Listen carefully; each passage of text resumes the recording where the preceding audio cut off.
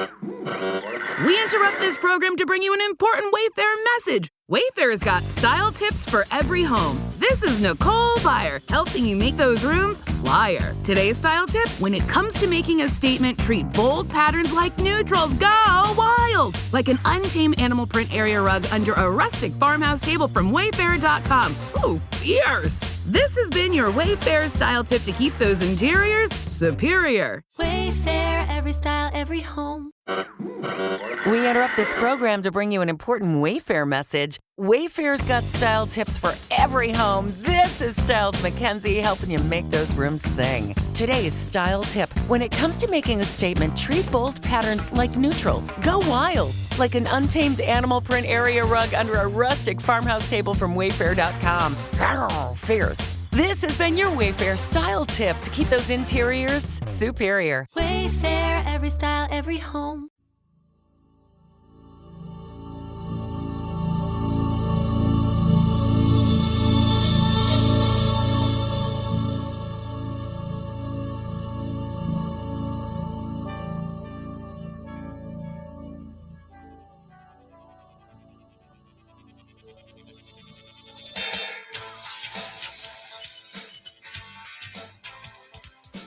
It is time to leave your worries outside and laugh with us inside the Treehouse.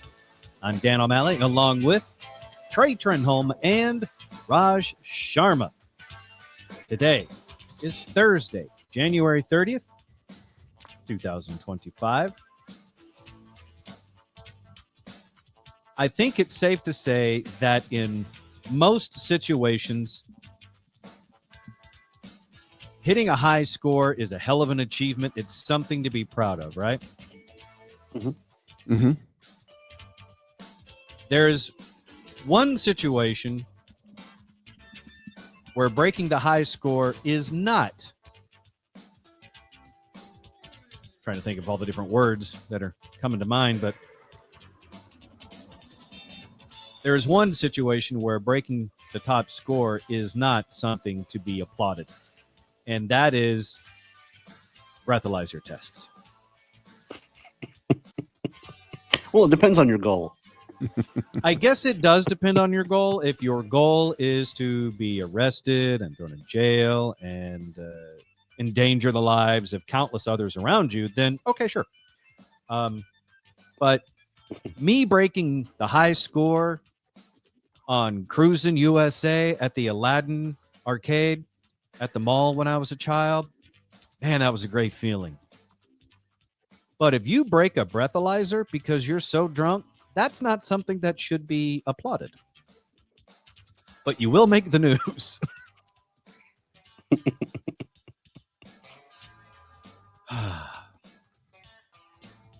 A drunk driver in Wisconsin was so hammered on Friday, he maxed out the breathalyzer. Something I didn't even know was possible. What is the number that maxes out? I guess you're about to tell us. I'm glad you asked. I'm going to tell you. Because we've all been drunk. But I don't think I've ever been break the high score on the breathalyzer drunk. 52-year-old Randall Villarreal is a middle school gym teacher in Waukesha, Wisconsin. Police got a call last Friday about a hit-and-run crash around 7:30 in the morning. Keep that in mind. Everything I'm going to tell you about this story happened in the morning. Turned out old Randall had dropped his kid off at a different school. Then he drove off to go to his school where he was a teacher. On his way to his job, he rear-ended someone and left the scene. He did tell the person before he left the scene of the accident that he had to go because he's a teacher and he had to get to school. The person he hit got a shot of his license plate, and police found his smashed up vehicle in the school parking lot. They gave him not one, not two, not three, but 4 field sobriety tests. 4 field sobriety tests is what they gave this man. He blew a .4, which is also 5 times the legal limit. It might have been higher, but that's where the breathalyzer maxes out. 0.4. I thought I believe I've read breathalyzers in the 0.5. I don't know if I've heard of a story where there was one in a 0.5. I've heard of other stories where blood alcohol content was over 0.4, but I don't know. Yeah, that's true. I guess it is BAC. But I don't, like, yeah, but I don't know if that was on a breathalyzer or from a blood draw. This particular breathalyzer maxes out at 0.4, which if you think about it, if you're the manufacturer, do you really need a number any higher than that? I mean, if they hit that, I mean, clearly they're above the legal limit. Anything higher than that really is just, running up the score. In court on Monday, the judge told him he's lucky to be alive. He couldn't even believe someone could be that drunk, especially before 8 a.m. Now, let's go back over the chain of events here. Things we know happened.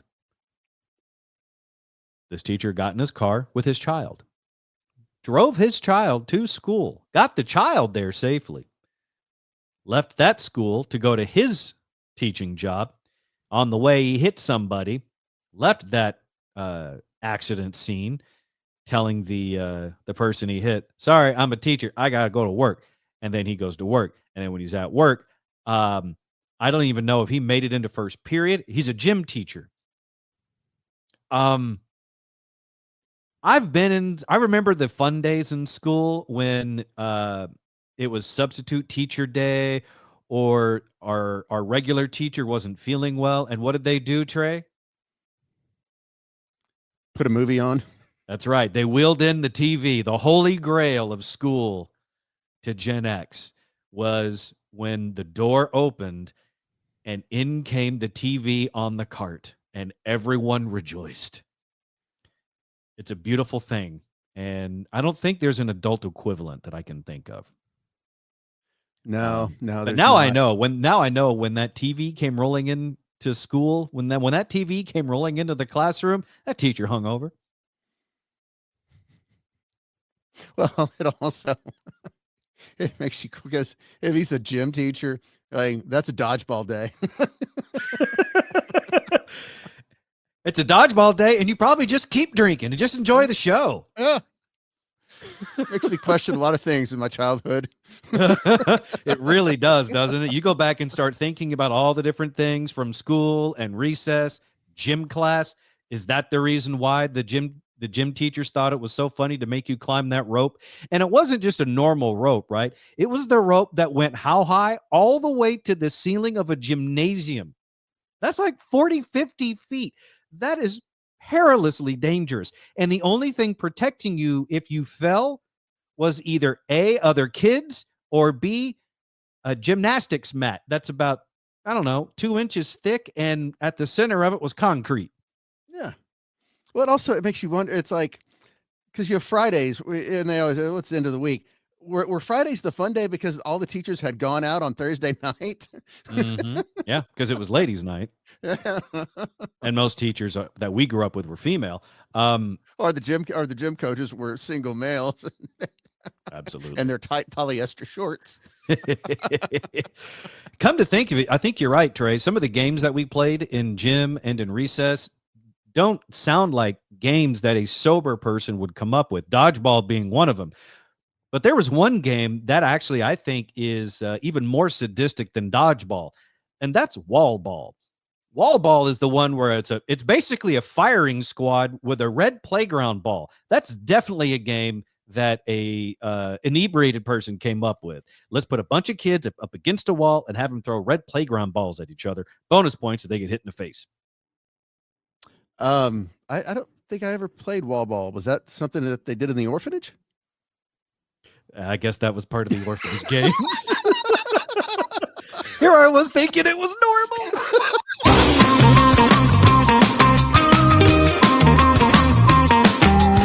You're in the Treehouse. Visit us online at treehouseonair.com. And recess at foster care was way different. Let's get Daniel Cook from Cook DFW Roofing and Restoration into the Treehouse for your free roof inspection to make sure your home and all its contents are safe. 833-COOK-DFW, website cookdfw.com. I didn't realize this, Daniel, but there's all sorts of options now for roof colors. Do you guys have like a beautiful roof color brochure that you show people, all the options that are out there now? Dan, there literally are dozens upon dozens of roof color options. And here in our area of town, sometimes there are restricted based on your homeowner association. Some of them have 4 or 5 colors you have to choose from. But a lot of our clients are out in areas that don't have to have that kind of restrictions and unique homes. A color called a midnight plum, a color called Merlot, a color called bourbon. And all of these have accents of different color arrangements that accent your home. So if you have a brick home that's darker, you can offset that and make a contrast with your roof shingles. If you have a stucco home or a light color home, you can have a darker colored shingles to offset that and accent some of those colors that you may have around your window trim, your door trim. So it truly is a way of making a full project of redoing your home, remodeling your exterior. A lot of people paint their home, but now you can literally pick a color that complements your paint colors and will do such a dramatic difference on your home. Yeah, I think it's great to have options with everything. And now you've got, as you heard from Daniel just now, dozens upon dozens of color options for that roof. No more stuck with just one option. Now you got lots. So call Daniel at Cook DFW Roofing and Restoration to find out what would look good on your house. 833-COOK-DFW. That's 833-COOK-DFW. And again, that website, cookdfw.com. You have unread texts from Golf Buds. Would you like me to read them? Yes. Okay. Johnny says, what are the nicotine pouches you had on the course? Walker says, 8 milligram on nicotine pouches. Billy says, I love the mint one. I like that one. Walker says, me too. By the way, you both stink at golf. LOLOL. Come on. Carry on nicotine pouches. Shop now at onnicotine.com/group text. Warning, this product contains nicotine. Nicotine is an addictive chemical.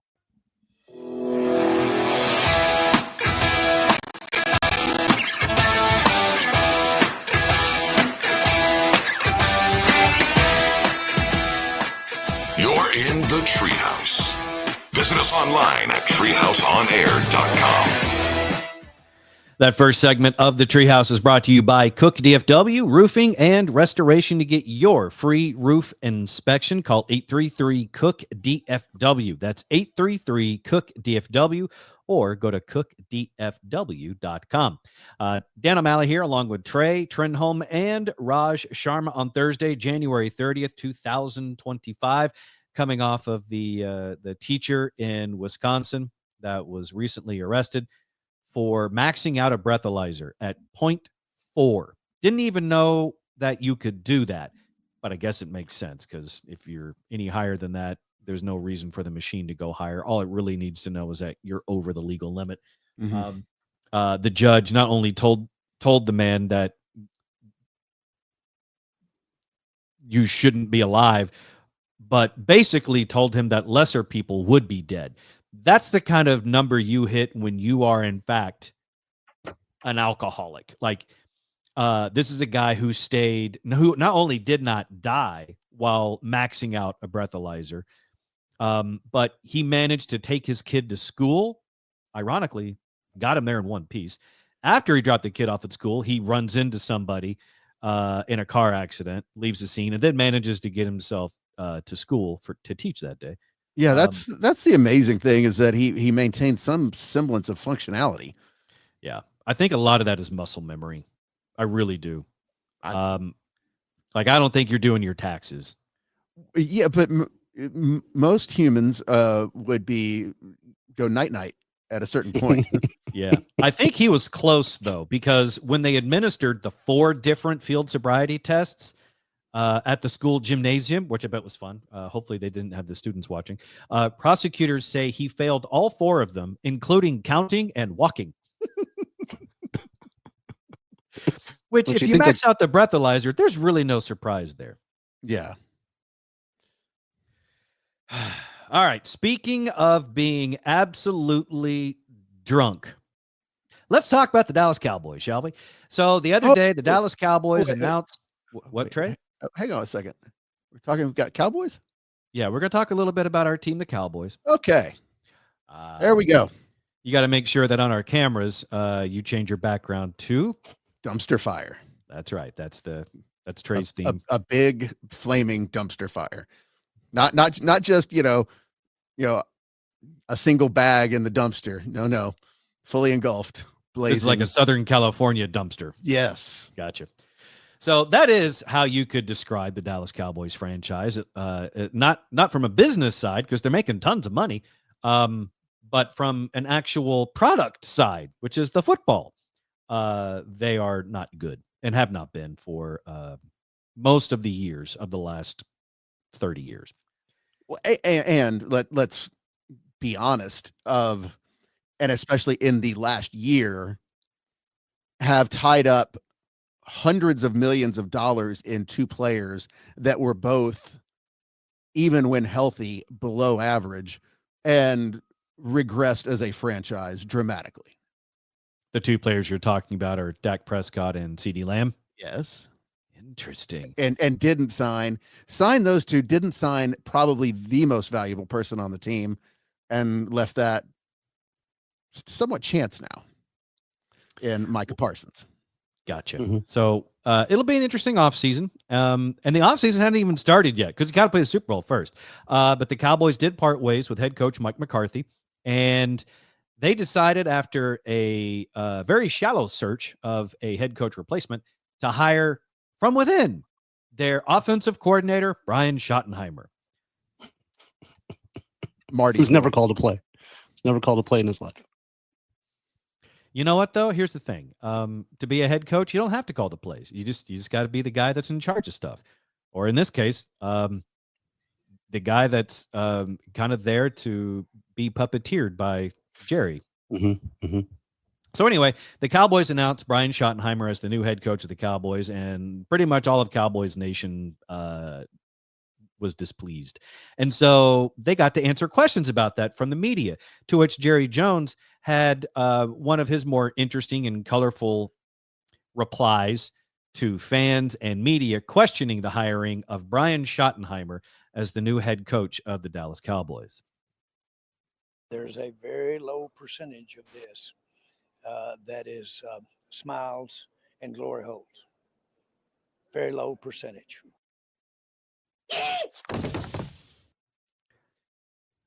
I think it's fair that before Jerry and Steven start talking to the media, they should blow into a breathalyzer. Nah. Like here's and this is where the Cowboys franchise just disgusts me even more, is because after the first time Jerry used the glory hole thing, okay, I get it. That's an oil man term first time, and you caught a bunch of flack. This time, he's doing it on purpose. That is the whole problem with Jerry. This is all about PR. This has nothing to do with the product on the field. It's all he wants, the publicity. I'm starting to believe that the Jones family, and especially Jerry Jones, is the biggest troll of Cowboys fans that there is. And that includes the Eagles fan base. I believe Jerry Jones is a bigger troll to Cowboys fans than Eagles fans are. And that's saying something.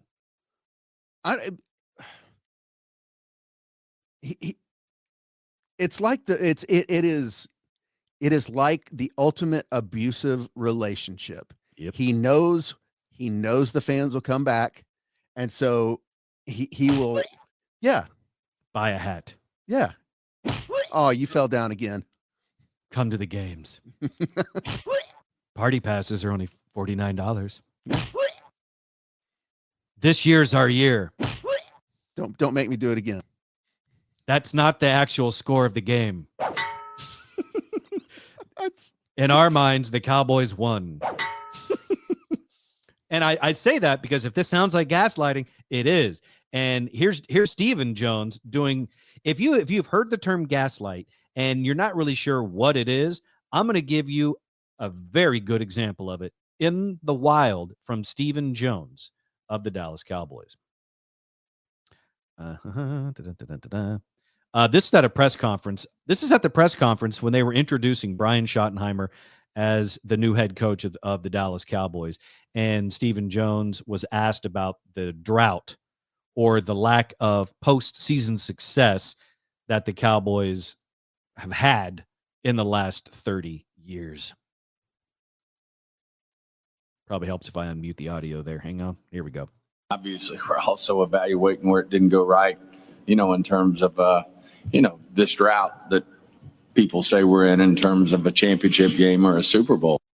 I'm going to play that again just for effect. But when he says drought is when he uses the fingers to do the air quotes. Mm-hmm. Obviously, we're also evaluating where it didn't go right, in terms of, this drought that people say we're in terms of a championship game or a Super Bowl. Look, I've seen people misuse air quotes a lot because they don't know exactly how to do it properly. And in this case, Stephen Jones either doesn't know how to do it properly or he is outright trying to gaslight Cowboys fans, which I think is the case because Jerry's also said it that, hey, yeah, we haven't won a Super Bowl. We have not been to a title game in, 28 years, but we've won lots of games. So we've been close. The Commanders have been the biggest. For 25 years, the Cowboys had safe harbor because the Commanders were always a bigger dumpster fire. Daniel Snyder was always a far worse owner and seemingly far worse human being. Mm-hmm. 1 year after and their second season under new ownership with the Cowboys' old defensive coordinator and some first round picks, they made it to the NFC Championship, a place the Cowboys have not gone since 96? Mm-hmm. Yeah. 1 year turnaround. That's and they say that the Schottenheimer pick was Steven and Jerry Jr.'s pick, not now. And I don't know if that's them taking heat for Jerry or because at one point they said Steven was the voice of reason in that organization, that he understood the salary cap, everything else. But now has Jerry, is Jerry Emperor Palpatine, and he's just now he's just drawing people to the dark side. He has absolutely sucked Stephen Jones over to the dark side. And you're right, Trey, at some point there was hope among Cowboys Nation that Stephen Jones would bring some new leadership, some common sense, some balance to the force. And instead they flipped him like Anakin. And now we've got Emperor and Vader. Yeah. With no hope. None. Not even little baby Yoda.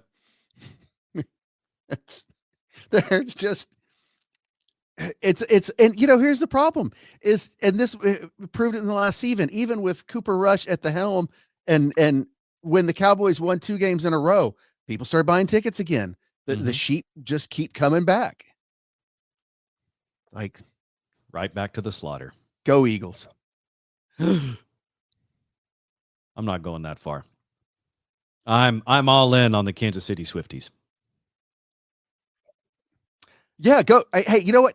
Either way, because the former team that used to be in Dallas now, has a superior product.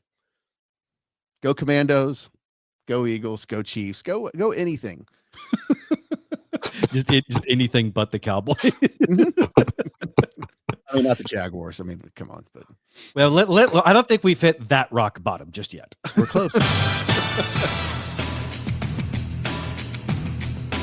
You're listening to the Treehouse. Visit us online at treehouseonair.com.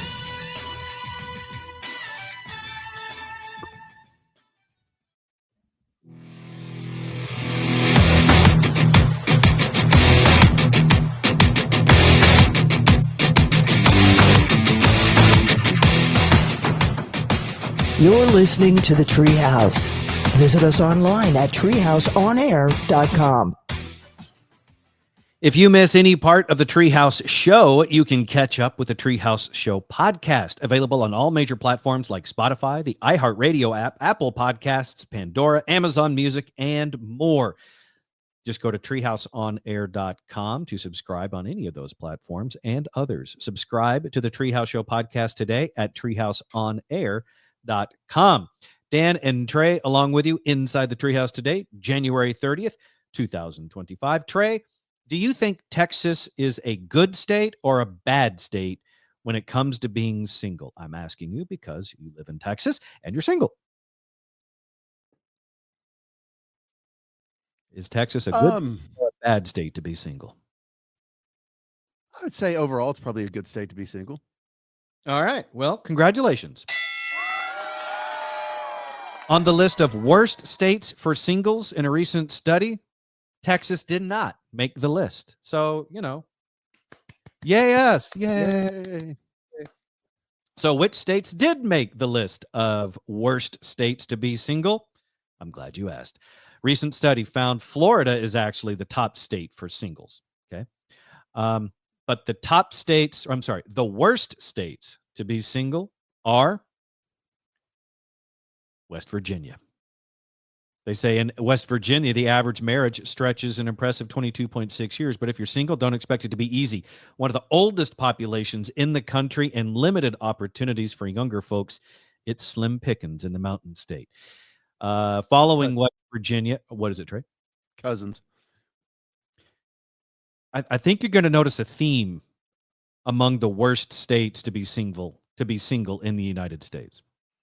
Number 2, North Dakota. Just lack of population. Yep. No one wants to live there. Mm-hmm. Arkansas. Cousins. Alaska. No one wants to live there. Lack of options. Kentucky. Cousins. Wyoming. People want to live there, but yeah, sparsely populated.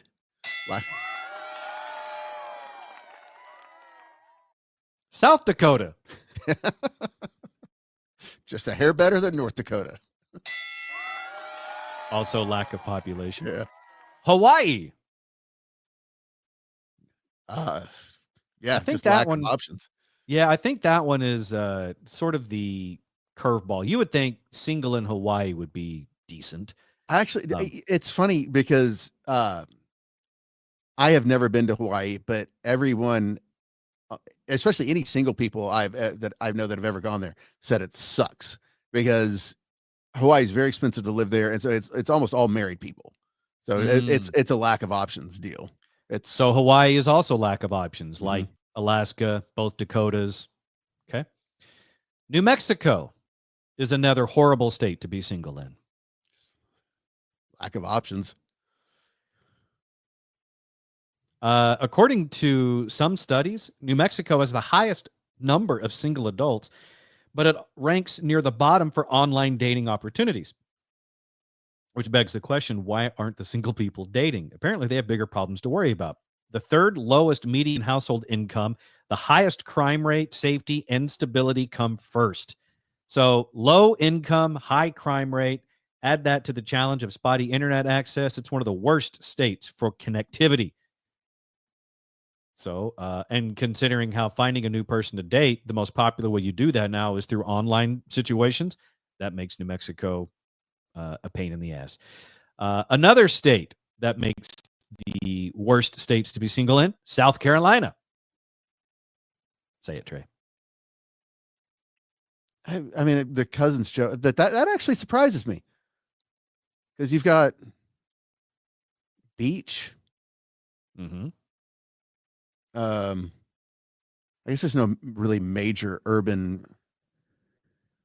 I mean, Charleston's wonderful.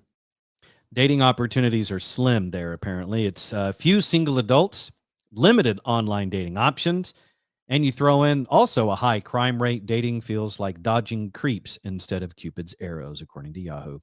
Also, another state on the worst states to be single in, Mississippi. Cousins.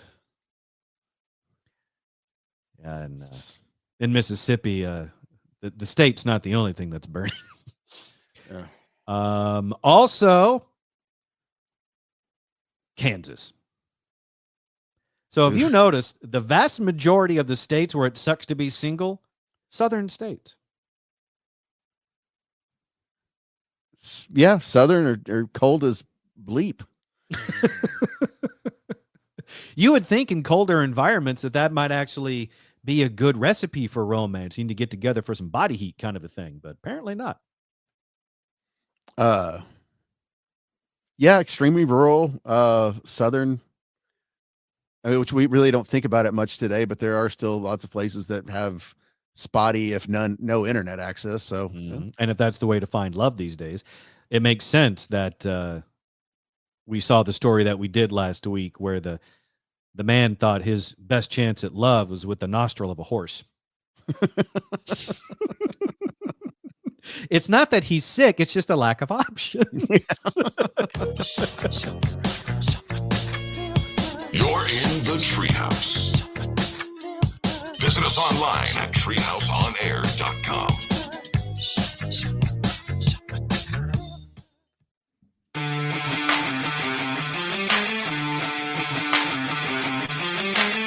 You're listening to the Treehouse.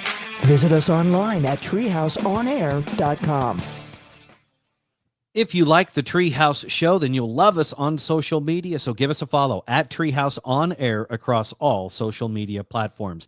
That's at Treehouse On Air to find and follow us on social media. Dan and Trey with you inside the Treehouse show today, Thursday, January 30th, 2025. There we go. All I got to do is just, remember the day. That's all I got to do. It really should be, something small, but it turns out it can be difficult. All right, Trey, have you ever tried the carnivore diet? What's the difference between carnivore diet and like Atkins diet? I don't know. Okay. I think they're extremely similar. My understanding of the carnivore diet is very much like Atkins, where it's all animal-based things that you're eating. Like it's just high protein, no carbs, all that kind of stuff. And the Atkins diet is high protein, high fat, using and no carbohydrates, therefore using your stored fat as energy to, lose weight. And the carnivore diet is supposed to be similar. Go ahead. I tried Atkins back in the show days when Russ got on it. And I at one point, other people on the show lost a bunch of weight. I tried it a little bit. I got really tired of it really quick. And the other problem with any of those is a lot of times when people get off of them, they blow up like a balloon because then your body is just, it gets carbs and it stores them. Now, in general, I try to eat a low carb diet. Mm-hmm. Meat and a vegetable is generally my dinner every night, but right. Well, the carnivore diet, kind of depending on how you do it, some people take things to extremes, and one guy did that with the carnivore diet. He was in his mid-40s, and his diet consisted of meat, fat, and dairy only. And he did this for quite a while. The problem is he did it too much because he showed up at a Tampa, Florida hospital with ooze emanating from yellowish nodes on the palms of his hands, elbows, and the soles of his feet. The man told doctors he'd adopted a carnivore diet 8 months ago, explaining that his daily intake was made up of entire sticks of butter, 6 to 9 pounds of cheese, and hamburger patties. The carnivore diet, which involves consuming only animal byproducts such as meat, eggs, and dairy, it's gained popularity in fitness circles. Devotees claim that pure protein, no vegetable lifestyle has helped them shed weight and improve their overall health. This guy, though, took it to an extreme where he was eating, and I can't believe this is real, entire sticks of butter, 6 to 9 pounds of cheese, and hamburger patties daily. Yeah. He claimed he lost weight and saw improvements in his energy levels and cognitive function, but his skin, that's a totally different story. The ooze had been affecting him for nearly a month before he sought treatment. Guys, look, don't hold out going to the doctor if something is drastically different and something is happening to you that is not normal. If you're oozing something, go to the doctor. I think that right there, you can isolate that and just go, if you are oozing, seek medical attention. Mm-hmm. Regardless of the circumstances. Mm-hmm. The human body generally does not ooze. No, unless something's wrong. Yes. Doctors revealed that the Butterman's total cholesterol. Hang on, Trey. Do you know what the normal, healthy cholesterol level is? I want to say they keep revising it, but I want to say at this point in time, it's like 150 is the number that. According to this, a healthy cholesterol level is 200 milligrams per deciliter, whatever, okay. mg/dl. All right. High is 240. This man's total cholesterol exceeded 1,000. Jeez.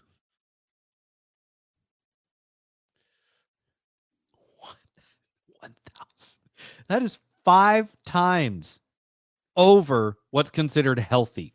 4 times higher than what's considered high. I'm going to say this again. If you are oozing something, go to the doctor.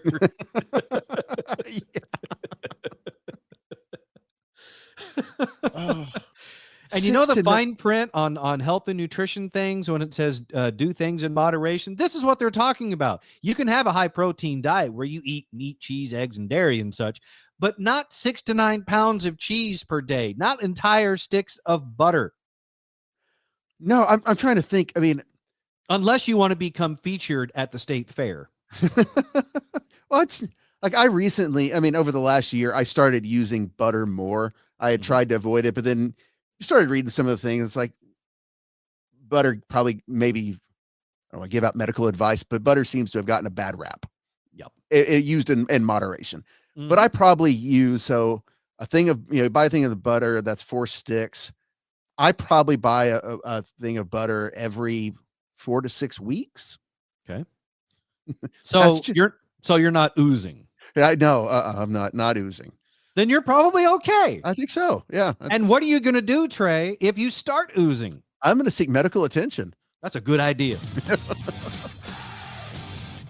Not all of our ideas are stupid in here. Yeah. You're in the Treehouse.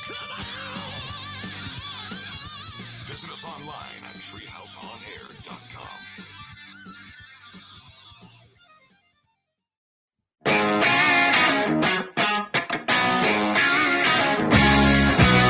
You're in the Treehouse. Visit us online at treehouseonair.com. It's time to advertise here inside the Treehouse. Shoot us an email, treehouseonair@gmail.com, to explore the sponsorship opportunities that are available here inside the Treehouse. That's treehouseonair@gmail.com to advertise right here inside the Treehouse. Woo, man. All right. Today is Thursday, January 30th, 2025. Let's celebrate with some birthdays, shall we? We'll start out today with Wilmer Valderrama. He is 45 today. Trey, you and I know him best as Fez on that 70s show, probably. Mm-hmm. But his career has had a resurgence as Nick Torres on NCIS. Yes. Trey, do you watch any of the NCIS shows or like the Chicago cop shows or any of that stuff? So I, for a while, watched NCIS when Mark Harmon was on there. Mm-hmm. What's the guy's name? Michael Weatherly, I think was the guy's name. Some of that original cast, but and it's not that it's bad now. It's a good show, but after a while, I just moved on to other things. For a while, I watched NCIS LA with LL Cool J. Mm-hmm. And again, just kind of moved on to other things. Have not gotten into any of the Chicago shows. I've seen a couple. They're good. They're good shows, but I don't have that much viewing time. Those shows are always on TV when I'm at the gym. It's like one of the TVs is usually on ESPN, and there's another TV that's usually on, I think it's USA or TBS. So it's one of those rerun shows of cop things, whether it's Law and Order SVU, which let me tell you, that's fun to look up when you're on the elliptical and look up at the TV and they're talking about horrific incest on television on SVU. That's great programming. But I'll occasionally look up and I'll see Wilmer Valderrama on there because NCIS rerun is on. So happy birthday to him. He is 45 today. I'm sure he'll celebrate by introducing a new Hollywood starlet to his bedroom. I was about to say he's that's what known he's as quite the ladies' man too. Yeah, I mean, like Lindsay. I mean, there were like a lot of the young starlets from the mid 2000s. Their paths to stardom went through his bedroom. It seemed. Well, and willingly, unlike one of his other co-stars on that 70s show. Yes, yeah, it's important to get consent. Yes. Man, we're just full of great advice today, aren't we? We are. If you're oozing, go to the doctor and always get consent. Other birthdays today. Christian Bale turns 51 today. Christian Bale is a phenomenal actor, and I can say this with the utmost confidence. He is someone that I have seen for my entire life as an actor. I'm not as old as he is, but I still remember him as the kid in Empire of the Sun way back in the early 80s.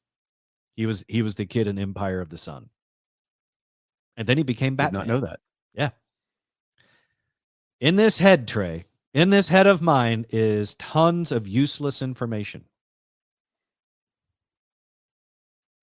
I'm not going to argue with you on that one. You can't. It's kind of a there's no way to come back from that statement. Have we ever discussed this? Who's your favorite Batman? That's tough because I'm usually an it depends person when it comes to most hard questions. I would probably say Christian Bale encompasses some of the things I like about other guys that played Batman. Like I really like Michael Keaton as Batman. But the action of it was not as good as the more updated Batman franchises. Even though he didn't get to do it much, Ben Affleck's Batman in the action sequences was awesome. Like when he face plants that dude when he's saving Superman's mama, that's a phenomenal fight scene. And there wasn't enough of that with him with the DC stuff that he did with Snyder. So I would actually say Christian Bale because he's the balance, he's the greatness of all the other guys that played Batman. It's funny, Christian Bale is my number 2, but something about with age and going back, Michael Keaton is my favorite Batman now. Wow, because those movies at the time were advanced, like, but he also. It's a little more lighthearted than the darkness of the Christian Bale character. Despite the fact that those first 2 Batman movies that Michael Keaton did were themselves very dark, like they were color and everything. But he had, a little bit of sarcasm, a little bit of levity to it that, Christian Bale's always more serious. It would have been fun if you could have taken Michael Keaton's Batman and paired it with some of his other well-known characters that he's played, like in other movies. Like I would like to see a Michael Keaton's Batman meshed up with his character in Multiplicity. Oh yeah. There's like 6 or 7 Batmen and they're all in a room. One's drooling. One's trying to eat the bat.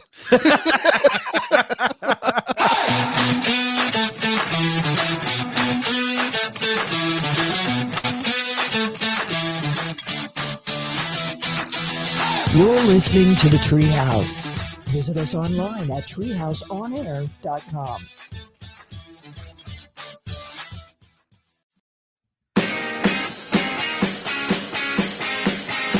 You're in the Treehouse.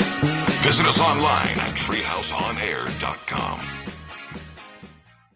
When you go to our website, treehouseonair.com, you can find past shows, links, contact info, and more, all right there on our website, treehouseonair.com. Visit today, treehouseonair.com. Dan and Trey with you on Thursday, January 30th, 2025. One more little bit of information I want to share with you before we close up the Treehouse for today. Trey, did you hear the big news out of North Korea the other day? Kim Jong-un, the supreme leader of North Korea, has mandated that eating hot dogs and selling hot dogs or cooking hot dogs will land you in labor camps in North Korea. No more hot dogs in North Korea. If they catch you with hot dogs in North Korea, your punishment could be time in one of their infamous labor camps. I'm assuming that it's because Kim Jong-un wants all the hot dogs for himself and doesn't want anyone else having them in his country. Are there just a shortage of dachshunds?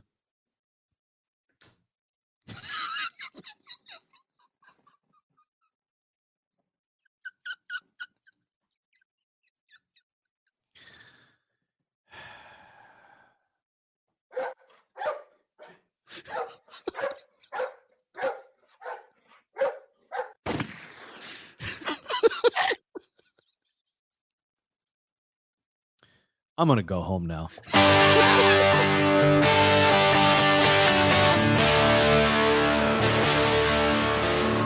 You're going to laugh about that all damn day, aren't you? For more information on the Treehouse, go to treehouseonair.com. You can also find and follow us on social media. For me, it's at the Dan O'Malley. For Trey, it's at Trey Trenholm 1. For the show itself, it's at Treehouse on Air. We will see you back here tomorrow inside the Treehouse.